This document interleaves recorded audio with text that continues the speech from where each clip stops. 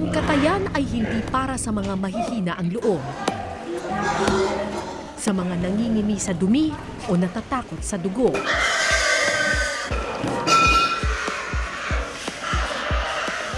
Hindi ito lugar ng mga mahihina. At lalong hindi para sa mga bata.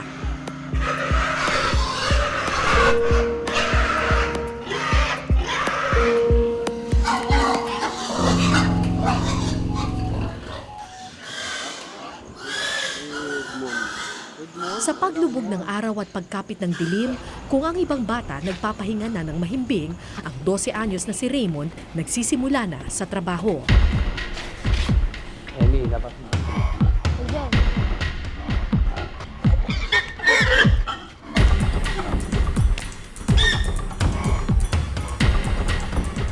Si Raymond ang pinakabatang nagtatrabaho sa slaughterhouse na ito. Gabi-gabi, trabaho niya ang pagpapanhik ng mga baboy mula sa kural patungo sa katayan.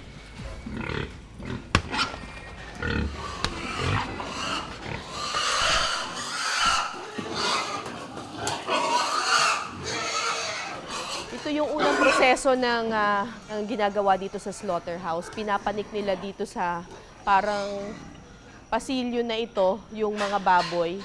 Kasi dire-diretso na ngayon yan. Meron doong isang malaking kawa doon sa loob noon. Parang kumbaga mezzanine or parang second floor. Nandun yung mainit na tubig. Pagkatapos patayin yung baboy, ihuhulog yung baboy doon sa mainit na tubig para mas madali siyang matanggalan ng balahibo.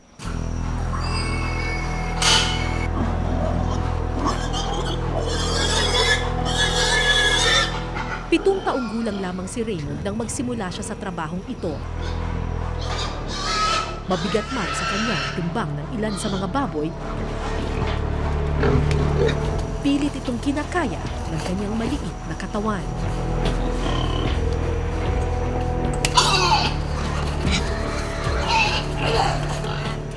Bakit kailangan mo ba ng pera?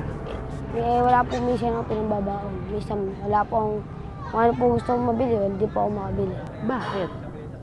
Minsan po wala pong kinikita yung tatay ko. Ano bang trabaho ng tatay mo? Bakal bote po.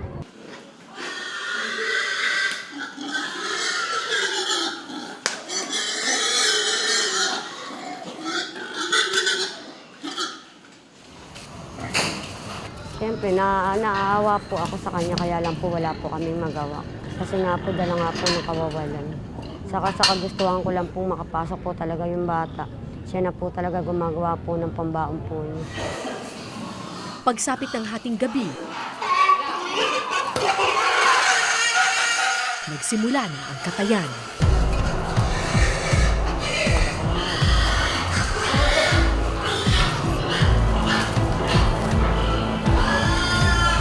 Nakakapangilabot ang sigaw ng mga baboy at hindi ko ito kinaya.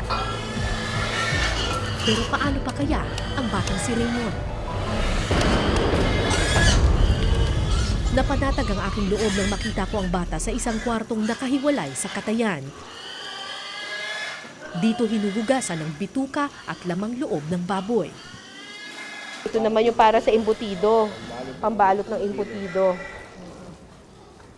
So lahat talaga ginagamit, binibili. Ito naman yung isang tokong na ginogoto at saka... Ito ginogoto. Oo. Ginagawang ihaw-ihaw. Oo.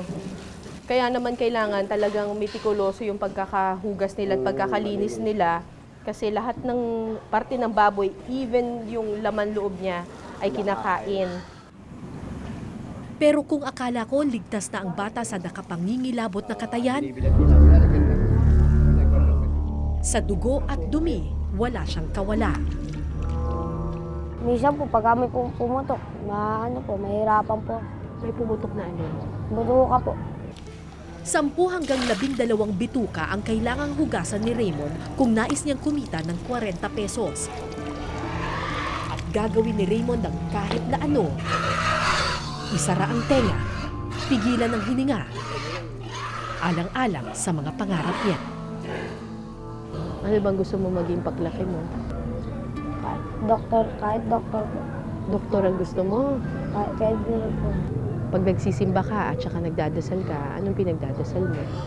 Makaawan din po kami sa iyo.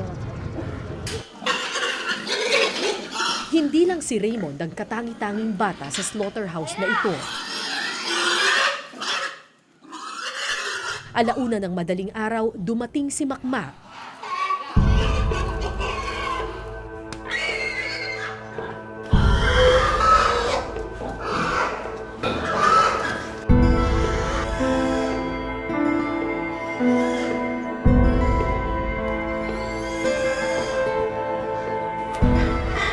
Disisais anyos lamang ang bata pero pinatanda na ng katayan ang kanyang katawan.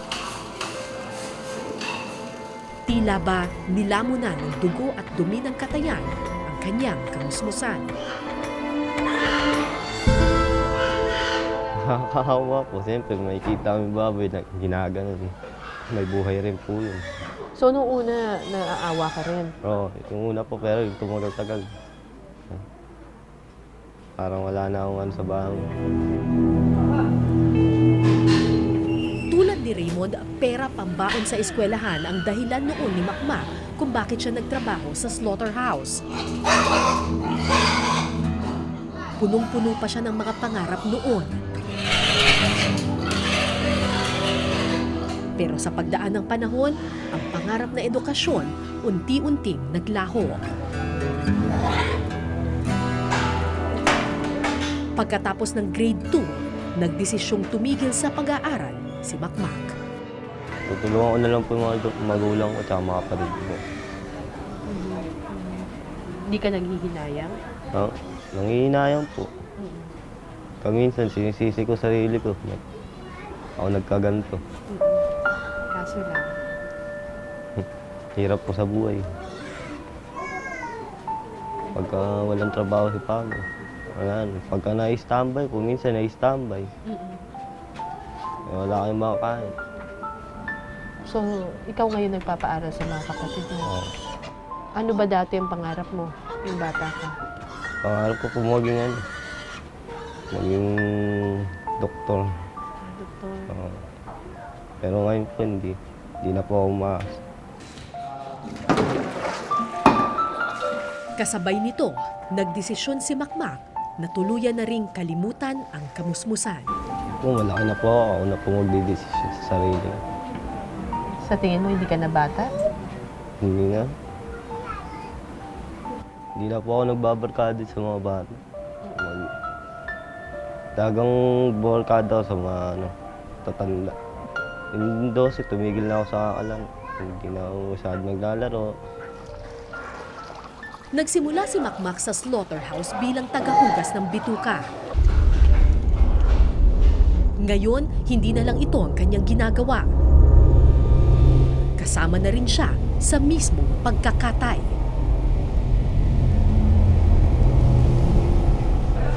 Huwag ka naman yan, libre yan. Bukas na kita. O, sige. Nandan, baka tamahipin ko ka. Nansay mo yung, ayan o. Gano'n mo ng gano'n. Sige. Kailangan maingat din siya, ano? Eh, kasi po, sasabog yung bituka niyan, babaho siya. Kapag na ano, Opo, babaho po yan. Singit. kailangan hindi sumabog yung bituka. Opo.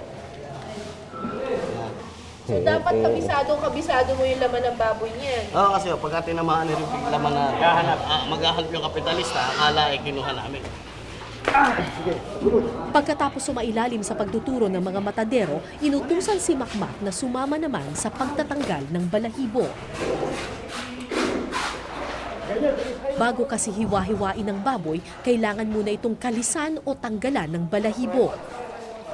Inilulublob ang mga patay na baboy sa mainit na tubig para lumambot ang balat at mas madali itong makakalisan. Pag matagal masyadong nangyayari, pagka namumutla yung karne, nagkakaalit mga kapitalista. Pag yung bituka kasi hindi natanggal kagad yan. Yung init, nakukulit sa loob. Namumutla yung karne. Pagka po namutla yung karne, hindi nabibili sa pakunta. So, kailangan mabilis lahat. Kailangan, Kilo. minuto lang. Minuto lang. Palibhasa'y nakatikit pa sa balahibo ang dugo at dumi ng baboy, napakasangsang ng amoy sa lugar na ito. Pero lahat ng ito, tiniis ni Makmak. Ganito na? Dito na? Ganito na? Di ba ganyan? Hanggang maya-maya, ako naman ang binigyan nila ng kutsilyo at tinuruang magkalis.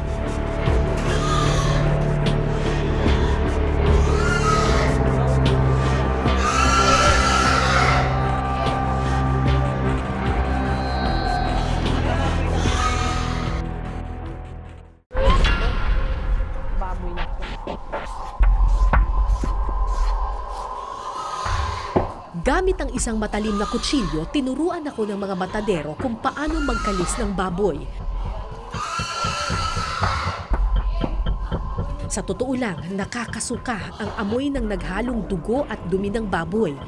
Pero kailangan mo itong burahin sa iyong isipan kung gusto mong matapos ang iyong ginagawa. Dun sa pagtatanggal ng balahibo, kailangan mabilis kang kumilos kasi kailangan panatilihin mong mainit pa yung balat ng baboy. Sa pag lumamig na kasi, mahirap nang tanggalin yung balahibo niya. So habang mainit pa, dapat samantalahin mo. Hindi ko na mabilang kung ilang baboy ang aming nakalisan ni Makmak noong mga panahong iyon. Gabi-gabi, kailangan nilang magkatay at magkalis ng 80 baboy at dapat umabot ito sa palengke bago mag alas 4 ng umaga.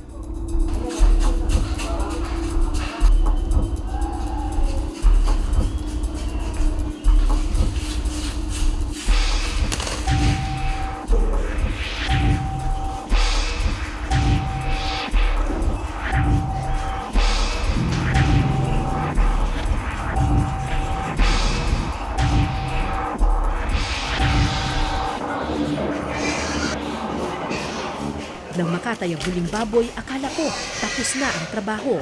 Pero hindi pa pala. Pagkatapos tanggalan ng balahibo ng baboy, dadali naman siya dito. Dito, bibiyakin na siya, kukunin yung mga laman loob niya. Ilalabas yung atay, yung baga.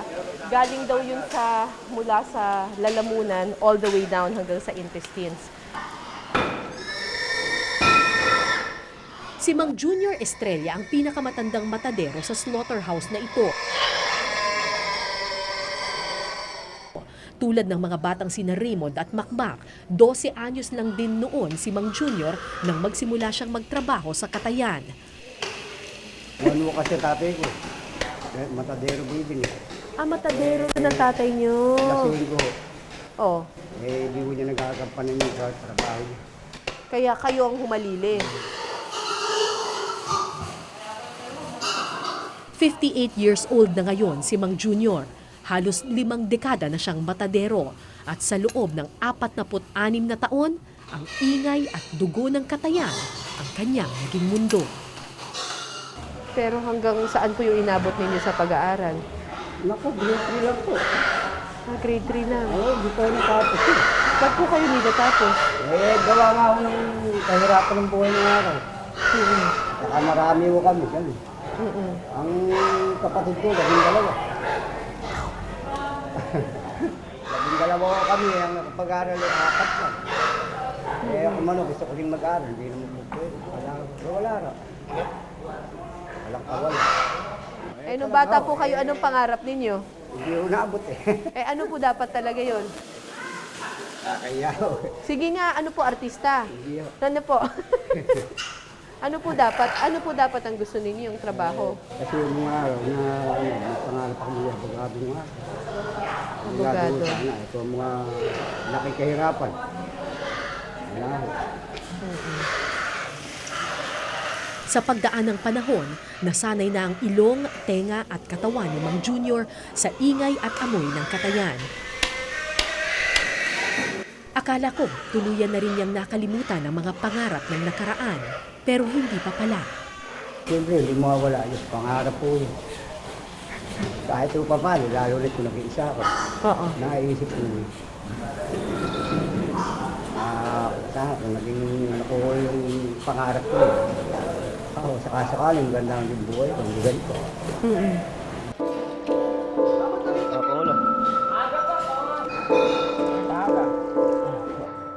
Alas 4 na ng umaga nang matapos si Mang Junior sa pagkakatay.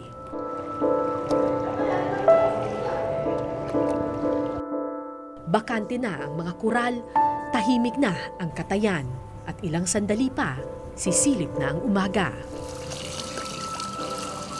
Pero hindi pa tapos sa trabaho ang matanda. Sa hugasan ng bituka, sabay na naglamay sa trabaho ang pinakamatanda at pinakabata ng slaughterhouse na ito.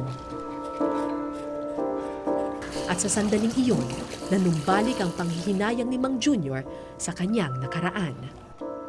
Kuha kong ano, hindi ko. Ano bang gusto ninyo? Trabaho siya ng iba.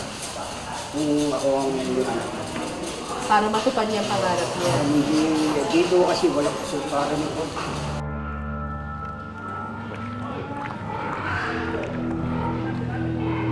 Sa kabilang silid, matyaga namang naghugas ng lamang loob si Makmak. Kung si Raymond patuloy pa rin kumakapit sa pangarap, si Makmak tila ba nilisan na ang pag-asa at handa ng tahakin ang landas ng mga matatandang matadero. Hanggang kailan ka magtatrabaho sa slaughterhouse? Pagka ano po, pagka nandun pa yun, magtatrabaho. Hanggang Ayun. tumanda ka? Oo. May tumatanda po dun. May matatanda po. Doon na po nagkaasawa, Nagkaapo. nagkaanak, nagkaapo. Ano bang pinapangarap mo ba sa buhay mo? Wala na ho. Wala na pong pangarap sa buhay.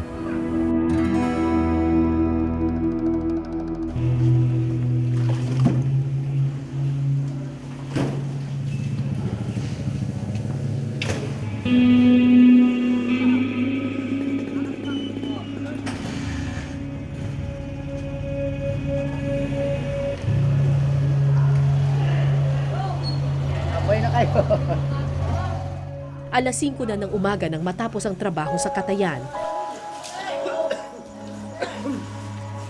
Ang batang si Raymond ang huling lumabas sa slaughterhouse. 2 oras na lang, papasok na siya sa paaralan.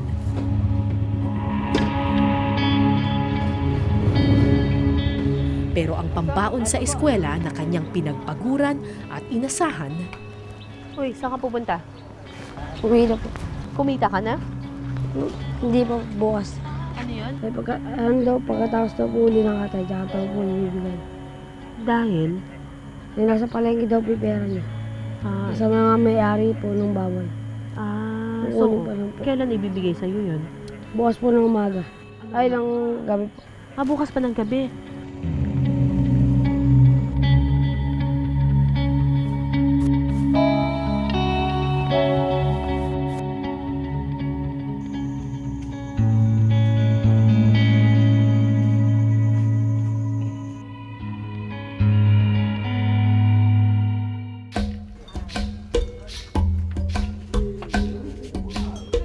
Kinabukasan, kahit walang kinita sa Katayan, nagpursiging pumasok sa eskwela ang batang si Raymond.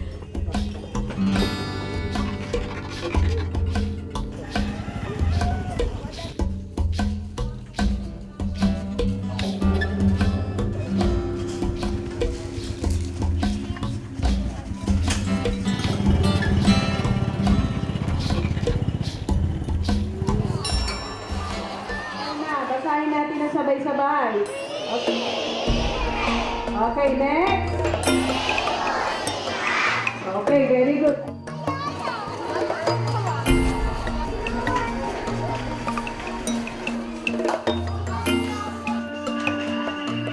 Sa loob ng classroom, pilit na sumali sa mga kantahan at sayaw ang bata. Today we're going to read a story about Toto Turtle. Pilit na sumunod sa mga leksyon. Kahit dinadapuan na siya ng antok. Ano naramdaman niya? 2 oras lang ang tulog ni Raymond pagkatapos ng mabigat na trabaho sa Katayan. Nakakasunod naman siya pag may lesson, nakakabasa naman siya. Yun nga lang yung minsan na-absent. Ay, iniintindi ko na lang kasi binibigyan na namin siya ng mga, para makahabol din siya. Meron kami pinabawi sa kanya minsan mga activities para kung may na-miss man siya, ano, kasi syempre hindi naman natin siya, kaysa huminto siya or ano, tuloy pa rin yung kanyang pag-aaral. Pero gaano man kapursigido ang kanyang puso at isipan, gusto nang magpahinga ng kanyang pagod na katawan. Habang nasa eskwelahan si Raymond, patuloy naman si Makmak sa pagtatrabaho. Tuwing umaga, iniikot ni na Makmak ang mga babuyan sa probinsya para maghanap ng baboy na makakatay.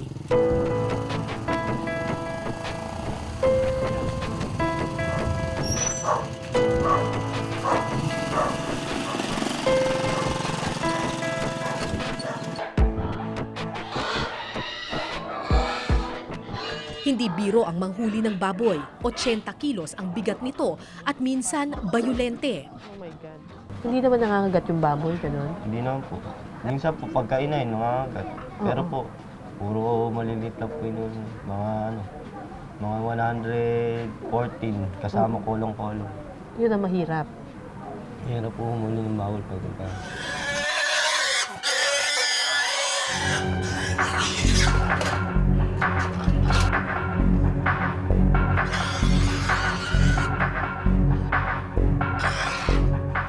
Pagkatapos, nilagay nila ang mga baboy sa kolong-kolong. Nakakapangilabot ang iyak ng mga baboy habang sila'y hinuhuli. Pero sabi nga ni Makmak, sa ganitong kalakaran, walang puwang ang awa at katuwagan. Lakas po ng loob. Lakas ng loob. Kasipagan. Ganun.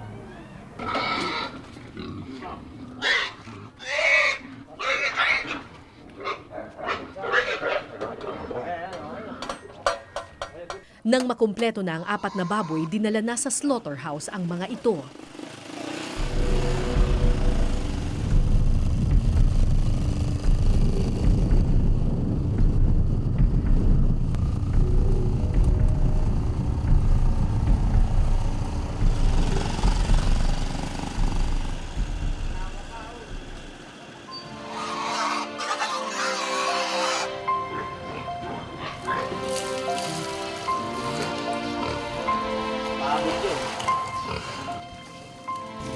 Nakairit sweldo mo. 200. Inabutan si Makmak ng 200 piso. Sama na ito lahat-lahat. Bayad niya sa buong gabi at umagang trabaho. Pagkatapos ng 12 oras sa katayan, sa wakas, pwede nang magpahinga ang kanyang pagod na katawan.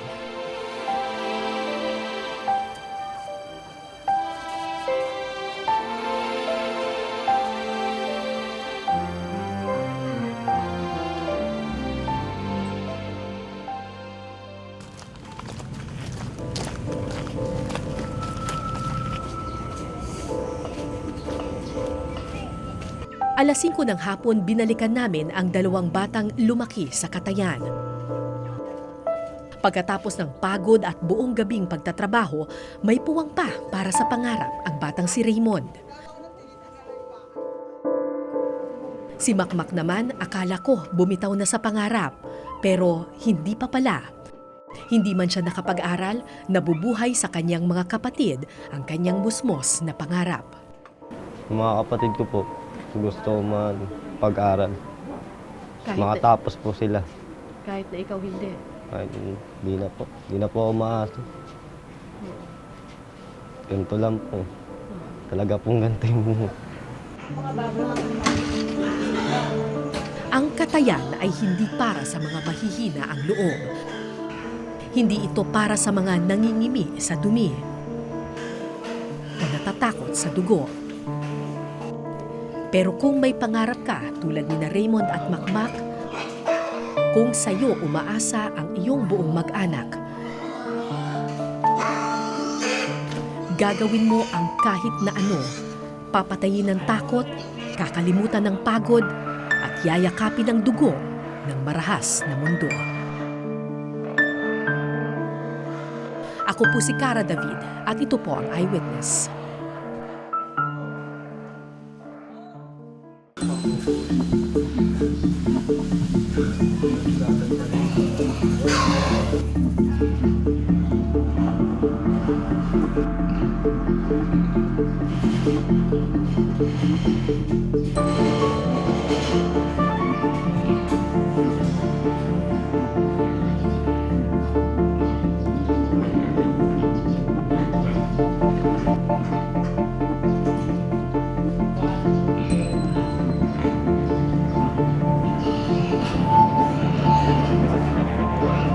Maraming salamat sa pagtutok ninyo sa Eyewitness mga kapuso. Anong masasabi ninyo sa dokumentaryong ito?